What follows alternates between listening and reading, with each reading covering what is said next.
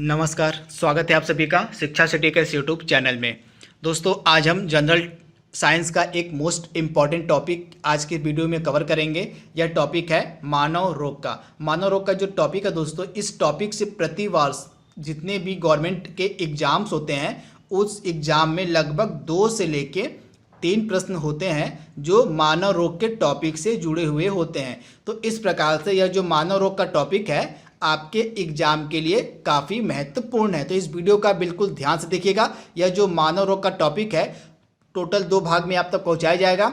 आज के भाग 1 में हम उन सभी इम्पॉर्टेंट कॉन्सेप्ट को और उन सभी इम्पॉर्टेंट पॉइंट को कवर करेंगे जो कि मानव रोग से बन सकते हैं। तो चलिए वीडियो को स्टार्ट करते हैं।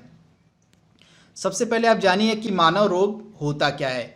तो शरीर में होने वाली अनेक प्रकार की अनियमितताओं को ही रोग या बीमारी कहा जाता है। तो इसे आप याद रखिएगा। ऐसे पदार्थ या सूक्ष्म जीव जो शरीर में रोग उत्पन्न करते हैं उनको हम रोग कारक या पैथोजन के नाम से जानते हैं। तो इसे आप याद रखिएगा। ऐसे पदार्थ या सूक्ष्म जीव जो हमारे शरीर में रोग उत्पन्न करते हैं उनको हम रोग कारक या पैथोजन के नाम से जानते हैं। रोग के उपचार के लिए दवाओं का जो पहली बार प्रयोग है हिप्पोक्रेट्स ने किया था। किसने किया था? तो रोग के उपचार के लिए पहली बार जो दवाओं का प्रयोग है वह किया गया था हिप्पोक्रेट्स के द्वारा। इसी कारण से हिप्पोक्रेट्स को औषधि विज्ञान का पिता कहा जाता है। ये कॉन्सेप्ट आपके लिए मोस्ट इंपॉर्टेंट है। रोग के उपचार के लिए जो दवाओं का पहली बार उपयोग है, सर्वप्रथम प्रयोग है, वह किया गया था हिप्पोक्रेट्स के द्वारा। इसी कारण से हिप्पोक्रेट्स को औषधि विज्ञान का पिता कहा जाता है। ये मोस्ट इंपॉर्टेंट पॉइंट है, इसे आप नोट डाउन कर लीजिएगा। इसके बाद एक होता है रोग कीटाणु का सिद्धांत। तो रोग का कीटाणु सिद्धांत क्या होता है? जर्म थ्योरी ऑफ डिजीज इसको इंग्लिश में कहते हैं। रोग अनेक सूक्ष्म जीवों तथा हानिकारक पदार्थों से उत्पन्न होते हैं। आपको पता होगा जितने भी रोग होते हैं वे अनेक प्रकार के सूक्ष्म जीवों और हानिकारक पदार्थों से उत्पन्न होते हैं। रॉबर्ट कोच नामक एक व्यक्ति थे। इन्होंने प्रमाणित किया कि पशुओं में होने वाला जो एंथ्रेक्स रोग है उसका कारण सूक्ष्मजीवी जीवाणु हैं। तो इनका नाम आपके लिए इंपॉर्टेंट है। रॉबर्ट कोच नामक एक व्यक्ति थे। इन्होंने पहली बार प्रमाणित किया कि पशुओं में जो एंथ्रेक्स नामक रोग होता है उसका कारण है सूक्ष्मजीवी जीवाणु। तो इसे भी आप याद रखिएगा। तथा इस जीवाणु को एंथ्रेक्स कहा गया। क्या कहा गया? तो इस जीवाणु को एंथ्रेक्स नाम दिया गया। तथा रॉबर्ट कोच का यह जो सिद्धांत है रोग का कीटाणु सिद्धांत कहलाता है। जिसे आप याद रखिएगा। जो रॉबर्ट कोच थे उन्होंने बताया था कि पशुओं में जो एंथ्रेक्स नामक रोग होता है उस रोग का कारण होता है सूक्ष्मजीवी जीवाणु। तथा इस सूक्ष्मजीवी जीवाणु को एंथ्रेक्स नाम दिया गया। तथा रॉबर्ट कोच का यह जो प्रसिद्ध सिद्धांत था इसी को रोग का कीटाणु सिद्धांत भी कहा जाता है। तो इसे आप याद रखिएगा। इसके बाद जो मानव रोग होते हैं इनको 2 भागों में विभाजित किया जाता है। तो आइए ये 2 भाग कौन कौन से उसको हम कवर कर लेते हैं। सबसे पहला भाग होता है मानव रोग का जन्मजात रोग हो जाता है, जन्मजात रोग, और दूसरा हो जाएगा आपका उपार्जित रोग। तो ये 2 रोग होते हैं मानव रोग के। इन्हीं को हम 1 बाय 1 करके कवर करेंगे। तो सबसे पहले हम बात करेंगे जन्मजात रोग होता क्या है। तो यह जो रोग होता है गर्भावस्था में यानी कि माँ के पेट में या जन्म के समय, जैसे ही आप जन्म होता है बच्चे का उसके जन्म के समय ही किसी भी बच्चे में या जीव में उसके शरीर में विद्यमान रहता है यह रोग। यानी गर्भावस्था के समय में या जन्म के ठीक बाद ही जीवों के शरीर में रोग विद्यमान हो जाता है। उस रोग को हम जन्मजात रोग कहते हैं। तो इसे आप याद रखिएगा। इस रोग के अनेक कारण होते हैं, जैसे गर्भावस्था में चोट या भ्रूण के गुणसूत्रों में असामान्यता। कभी कभी आप देखते हैं किसी जीव का गुणसूत्र एक बढ़ जाता है या एक घट जाता है। तो इसी कारण से किसी जीव के में गुणसूत्रों की संख्या बढ़ने पर या घटने पर उसके शरीर में अनेक प्रकार के विकार उत्पन्न हो जाते हैं। तो यह किसका कारण होता है? इसको हम जन्मजात रोग कहते हैं। तो इसे आप याद रखिएगा। तथा हीमोफीलिया जैसे हो गया, हृदय के विकार हो गए, वर्णांधता हो गया यानी कलर ब्लाइंडनेस हो गया आदि, ये सभी जन्मजात रोग के उदाहरण हैं। तो ये उदाहरण आप याद रखिए। डायरेक्टली एग्जाम में पूछे जाते हैं कि जो हीमोफीलिया है वह किस प्रकार के रोग का उदाहरण है। तो आपको पता होना चाहिए कि हीमोफीलिया जो है यह जन्मजात रोग का उदाहरण है। हृदय के विकार जो है जन्मजात रोग का उदाहरण है। उसके बाद कलर ब्लाइंडनेस यानी कि वर्णांधता जो होती है वह भी जन्मजात रोग का उदाहरण है। तो इसे आप याद रखिएगा। इसके बाद हम बात करेंगे उपार्जित रोग के बारे में, यानी कि एक्वायर्ड डिजीज क्या होती है। एक्वायर्ड डिजीज क्या होती है? तो ये जो रोग होता है जन्म के बाद या जीवन काल के दौरान शरीर में उत्पन्न होते हैं, यानी जन्म के बाद या जीवन काल के दौरान जो शरीर में रोग उत्पन्न होते हैं उनको हम उपार्जित रोग कहते हैं। ये जो उपार्जित रोग होते हैं 2 प्रकार के होते हैं, संक्रामक रोग और असंक्रामक रोग। उपार्जित रोग कितने प्रकार के होते हैं? तो आप याद रखिएगा, जो उपार्जित रोग होते हैं वे 2 प्रकार के होते हैं। कौन कौन से? संक्रामक रोग और असंक्रामक रोग। तो आज की वीडियो में हम पूरे डिटेल के साथ बात करेंगे। पार्ट 1 जो हमारा है संक्रामक रोग के बारे में। ये मोस्ट इंपॉर्टेंट टॉपिक है, मैं आपको बार बार बोल रहा हूँ। इसका आप नोट्स बनाते चलिएगा, क्योंकि इस एग्जाम से लगभग 2 से लेकर 3 प्रश्न प्रति वर्ष पूछे ही जाते हैं इस टॉपिक से। जितने भी एग्जाम होते हैं सभी प्रकार के एग्जामों में इस टॉपिक से प्रति वर्ष 2 से 3 प्रश्न पूछे जाते हैं। तो आइए बात कर लेते हैं संक्रामक रोग के बारे में। तो संक्रामक रोग होते क्या हैं? तो ऐसे रोग जीवों में एक दूसरे के संपर्क में आने से फैलते हैं। तो संक्रामक रोग क्या होते हैं? ऐसे रोग जो जीवों में एक दूसरे के संपर्क में आने से फैलते हैं, उन रोग को हम संक्रामक रोग कहते हैं। ये रोग हानिकारक सूक्ष्म जीवों जैसे जीवाणु, विषाणु, प्रोटोजोआ, कवक आदि से फैलते हैं। तो जो संक्रामक रोग होते हैं ये जीवों में एक दूसरे के संपर्क में आने से फैलते हैं। इस रोग के बहुत सारे कारण हैं, जैसे सूक्ष्मजीव जो होते हैं, जीवाणु हो गए, विषाणु हो गए, प्रोटोजोआ हो गए, कवक हो गए, ये सभी संक्रामक रोग के कारण होते हैं। तो इसे आप याद रखिएगा। तो जीवाणु के कारण जो संक्रामक रोग फैलता है, जीवाणु से होने वाले कौन कौन से संक्रामक रोग है ये आपको पता होना चाहिए। यहाँ से भी डायरेक्टली एग्जाम में प्रश्न पूछे जाते हैं। तो जीवाणु से कौन कौन से संक्रामक रोग फैलते हैं, यानी कि जीवाणु को हम इंग्लिश में कहते हैं बैक्टीरिया। तो बैक्टीरिया से कौन कौन से रोग फैलते हैं?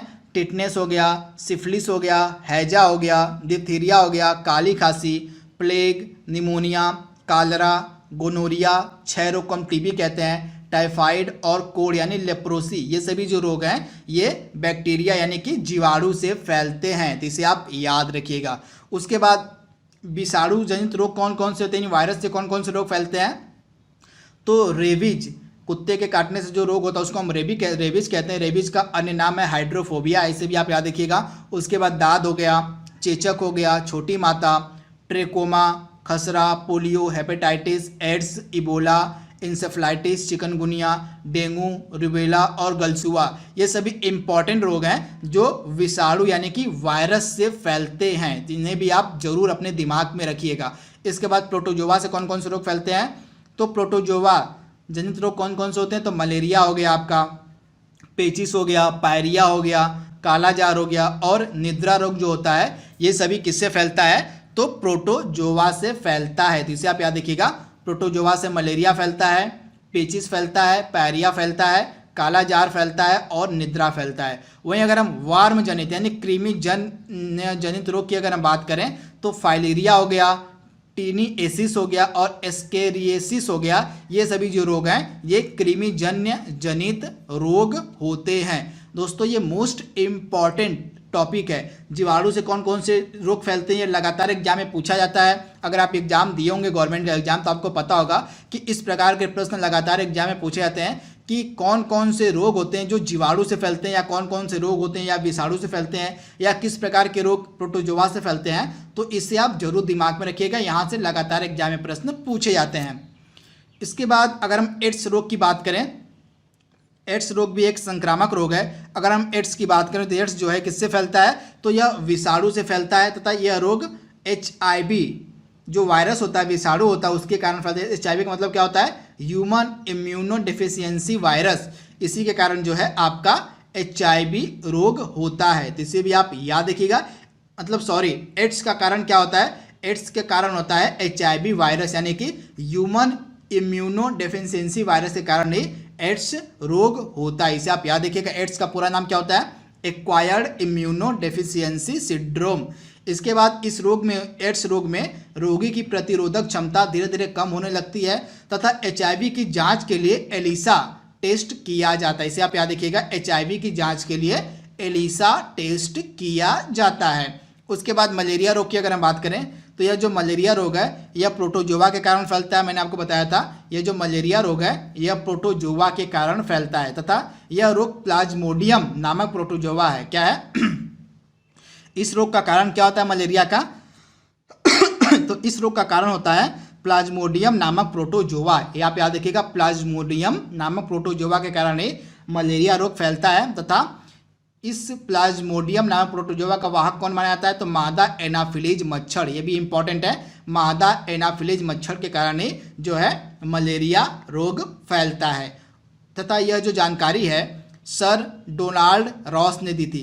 क्या दी थी कि जो सर रोलांड रॉस थे, इन्होंने ये जानकारी दी थी कि मलेरिया रोग का कारण क्या होता है? प्लाज्मोडियम नामक प्रोटोजोआ तथा इसका वाहक होता है मादा एनाफिलीज मच्छर। तथा इसी जानकारी के कारण सर रोलांड रॉस को ही 1902 में चिकित्सा में नोबेल पुरस्कार दिया गया था। तो इसे भी आप याद रखिएगा, इनको सर रोलांड रॉस को 1902 में चिकित्सा में नोबेल पुरस्कार दिया गया था। क्यों दिया गया था?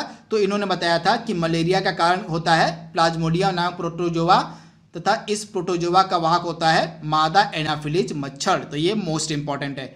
उसके बाद मलेरिया में जो ये प्रोटोजोआ होते हैं मानव शरीर में लीवर और प्लीहा को प्रभावित करते हैं। जब मलेरिया नामक रोग हो जाता है तो मलेरिया रोग के जो वाहक होते हैं प्रोटोजोआ, ये जो प्रोटोजोआ होते हैं ये मानव शरीर में लीवर को और प्लीहा को प्रभावित करते हैं तथा इस रोग में जो रेड ब्लड सेल्स होती हैं, यानी हमारी जो लाल रक्त कणिकाएं होती हैं, वे तेजी से नष्ट होने लगती है मलेरिया नामक रोग में। इसे आप याद रखिएगा।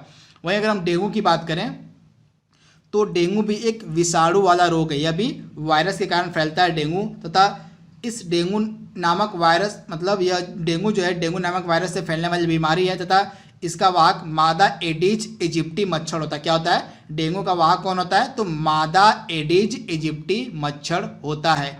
इसके बाद इस रोग में, डेंगू रोग में जो है रोगी के शरीर में प्लेटलेट्स की कमी होने लगती है। प्लेटलेट्स की जो कमी होती है वह डेंगू नामक बीमारी में होने लगती है। तो इसे भी आप याद रखिएगा। वहीं अगर हम येलो फीवर यानी पीत ज्वर की बात करें तो यह भी एक वायरस जनित बीमारी है तथा इसका भी वाहक एडिज इजिप्टी मच्छर होता है। तो पीत ज्वर जो होता है, जो येलो फीवर होता है, यह भी वायरस वाली बीमारी होती है तथा इसका भी वाहक एडिज इजिप्टी मच्छर होता है। तो इसे आप याद रखिएगा। इसके बाद जापानी इंसेफ्लाइटिस के बारे में अगर हम बात करें तो यह जो जापानी इंसेफ्लाइटिस है यह भी एक विषाणु वाला रोग है। क्या है? तो यह भी एक वायरस से फैलता है तथा इस रोग का सर्वप्रथम उद्गम जापान में हुआ था। कहाँ हुआ था? जापानी इंसेफ्लाइटिस रोग का जो उद्गम है यह पहली बार जापान में हुआ था। इसी कारण से इस रोग को हम जापानी इंसेफ्लाइटिस कहते हैं। यह जो रोग है क्यूलेक्स प्रजाति के मच्छरों द्वारा फैलता है। किसके कारण? तो क्यूलेक्स प्रजाति के जो मच्छर होते हैं उन्हीं के कारण जापानी इंसेफ्लाइटिस नामक रोग फैलता है। यह रोग जो है सुअरों के माध्यम से भी फैलता है। इसे भी आप याद रखिएगा। जो जापानी इंसेफ्लाइटिस नामक रोग है यह रोग सुअरों के माध्यम से भी फैलता है। इसके बाद धान के खेत जो होते हैं क्यूलेक्स मच्छरों के पनपने के उपयुक्त स्थान माने जाते हैं। जिसे भी आप याद रखिएगा। क्यूलेक्स नामक मच्छर जो होते हैं उनके पनपने के उपयुक्त स्थानों में से एक है धान का खेत। तो इसे आप याद रखिएगा। इसके बाद स्वाइन फ्लू की अगर हम बात करें तो यह भी वायरस से फैलता है, यानी कि विषाणु जनित रोग है तथा इस रोग को फैलने वाला वायरस है इन्फ्लुएंजा H1N1। आप इसे याद रखिएगा।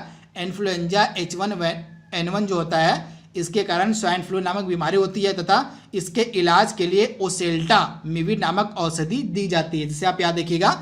स्वाइन फ्लू के इलाज के लिए ओसेल्टामिविर नामक औषधि का प्रयोग किया जाता है। तो दोस्तों यहाँ पे हमने जितने भी संक्रामक रोग थे उनको हमने कवर कर लिया है तथा कल के टॉपिक में, कल जो हमारा सेकेंड पार्ट होगा उसमें हम कवर करेंगे असंक्रामक रोगों को। तो वीडियो को बिल्कुल ध्यान से आप देखिएगा। यह वीडियो आपके एग्जाम के लिए मोस्ट इंपॉर्टेंट है। तो आज के लिए बस इतना ही। Thank you, thanks for watching, thank you.